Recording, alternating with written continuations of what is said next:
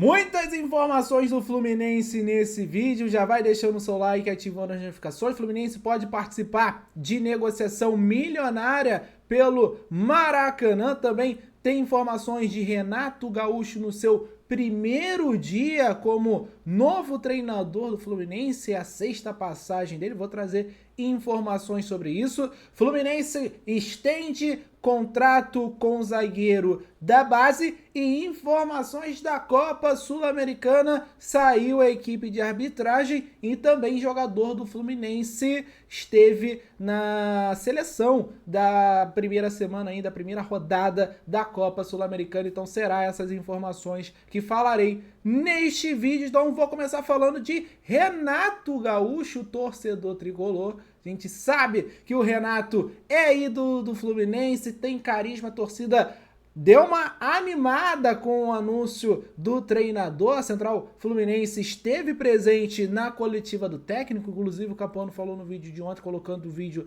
da pergunta do nosso repórter Wilson Forte.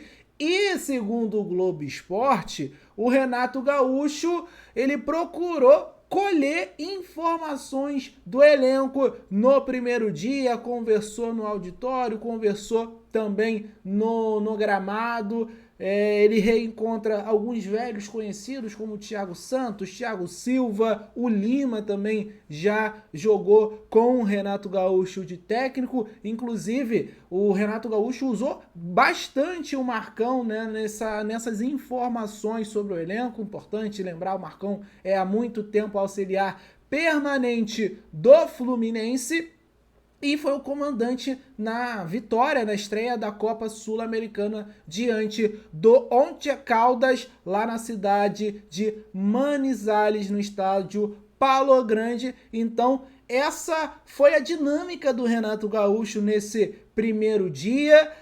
Buscar informações do elenco, ver quem tem condições de jogo. Claro, o Renato Gaúcho não é bobo nem nada, ele conhece boa parte desse elenco do Fluminense.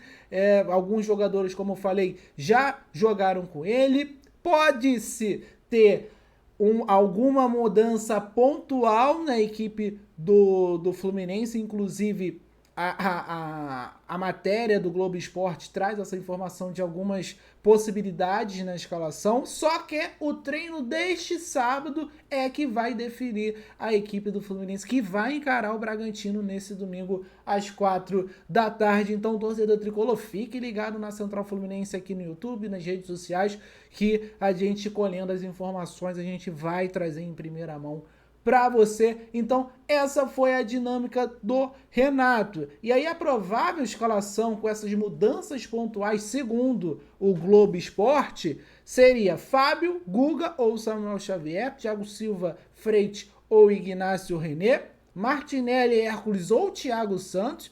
Importante lembrar, com o Fernando Diniz, o Thiago Santos virou zagueiro e desde então só jogou na zaga, até com o Mano Menezes. Chegou a atuar também ali meio improvisado de lateral esquerdo num jogo do Campeonato Brasileiro na temporada passada. Você lembra bem a vitória contra o Atlético Mineiro lá no Mineirão pelo Campeonato Brasileiro. Mas o Renato Gaúcho gosta muito do Thiago Santos. Inclusive, o Thiago Santos vem do Grêmio, né? Ele era contestado pela torcida, mas o Renato Gaúcho gostava do jogador, defendia o jogador. Só que o jogador optou por sair por conta dessa perseguição da torcida gremista. Lima ou Lescano, Arias, Canobi, Cano. Essa deve ser a provável escalação do Fluminense. Mas, repito, o treino deste sábado, segundo do Renato Gaúcho, é que vai definir de fato os 11 que vão iniciar contra o Bragantino. O Fluminense precisa da vitória no Campeonato Brasileiro. O Renato Gaúcho foi apresentado ontem, já colocou palavras fortes, né, ali na coletiva, né? O Fluminense vai ter a alegria, vai jogar como um time grande, vai jogar pra cima. E é isso que o torcedor tricolor quer ver do Fluminense. Deixe o seu comentário, torcedor tricolor, sobre o Renato Gaúcho, as mudanças. Que mudanças você gostaria de ver no Fluminense? Comenta aí. Outra informação muito importante trazida pelo Globoesporte.com é sobre a dupla Fla-Flu, administração do Maracanã, né, o consórcio E pode ter um negócio milionário envolvendo aí o Fluminense pelos naming rights do estádio, tá, gente? O valor pode chegar até 40 milhões por ano. Essa é a informação do Globo Esporte. Seria o valor mais alto do país, superando até a Mercado Livre Arena Pacaembu, que recebe cerca de 33 milhões por ano, um negócio de 1 bilhão por 30 anos. Então, seria algo muito rentável para a dupla Fla-Flu no Maracanã sem naming rights. Isso não estava acordado no edital do Estado, né, para o consórcio assumir a administração do estádio, mas em contato informal aí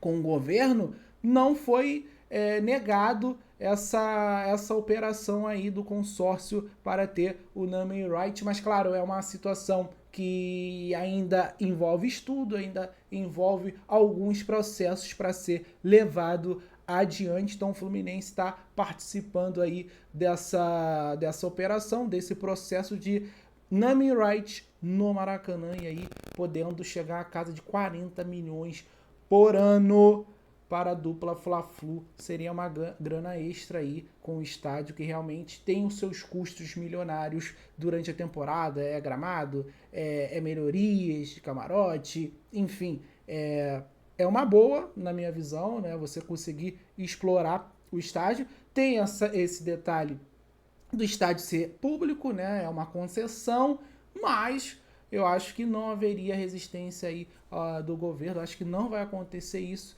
porque é uma coisa que, cara, o nome Maracanã ainda vai estar associado, não vai mudar o nome completamente. Mas enfim, vamos ver como que vai ficar essa situação. A gente teve recentemente a mudança aí do Morumbis, né?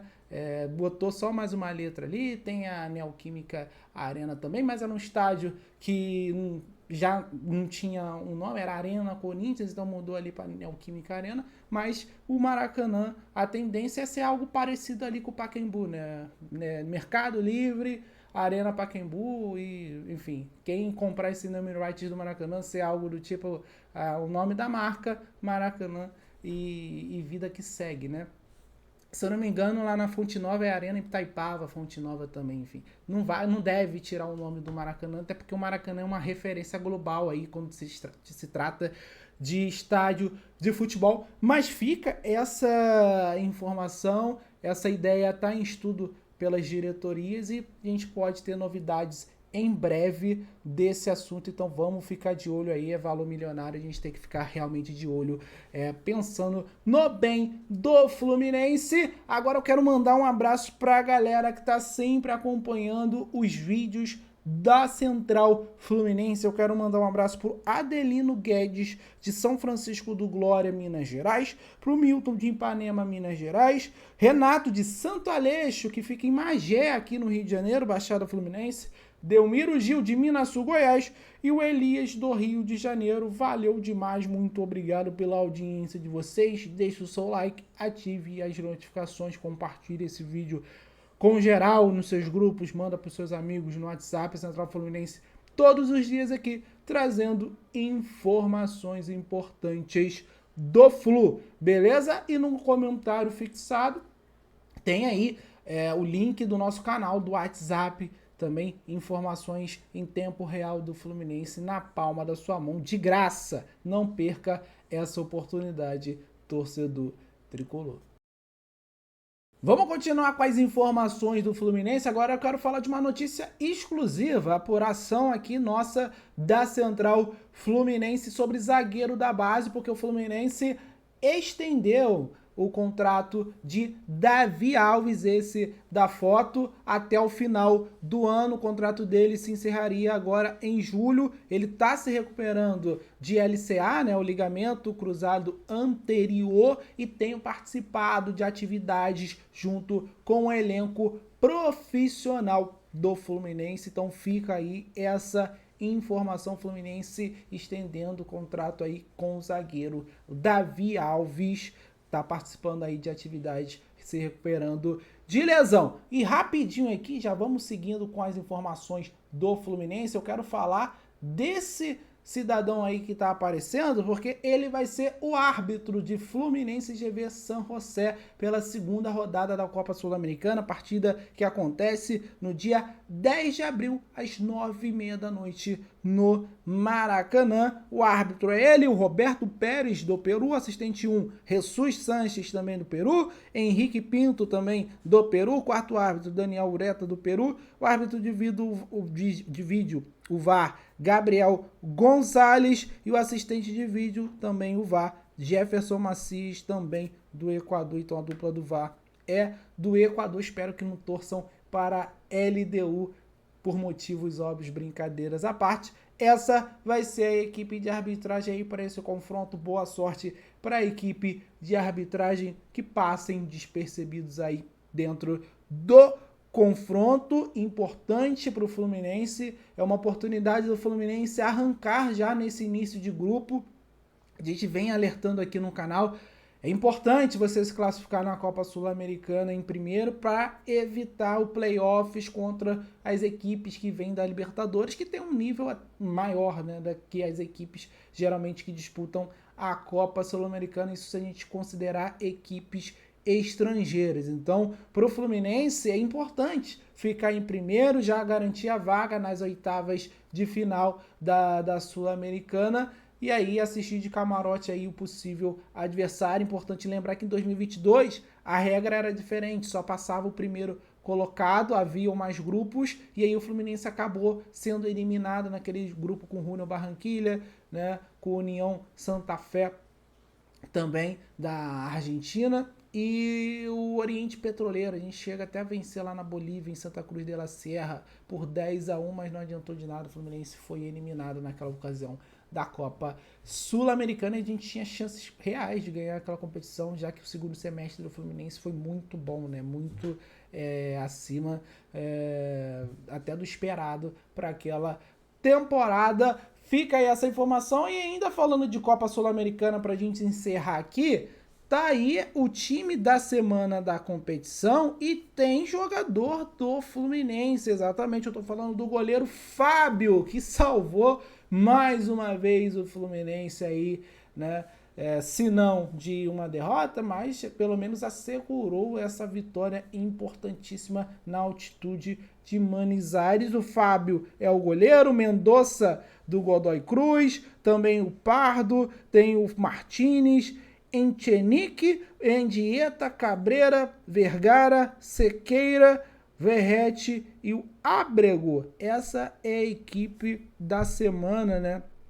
E aí tem aqui jogador do Godoy Cruz, tem jogador lá do União Santa Fé, tem jogador do América de Cali, do Nacional de Potosí, jogador do Melgar, enfim, do Guarani, do Paraguai, do Caracas, o Pablo Verrete do Vasco, que a gente conhece bem, e o Sequeira do Huracan, que venceu o Corinthians lá na Neoquímica Arena. Grande resultado do Huracan. Então fica aí essa informação. O Fábio já começou brilhando, o garoto Fábio, né? 44 anos, começando brilhando aí na Copa Sul-Americana. Muito obrigado a você que acompanhou esse vídeo de informações do Fluminense até o final. Gostou? Pô, então deixa o seu like, comenta aí sobre essas informações, compartilha com todo mundo.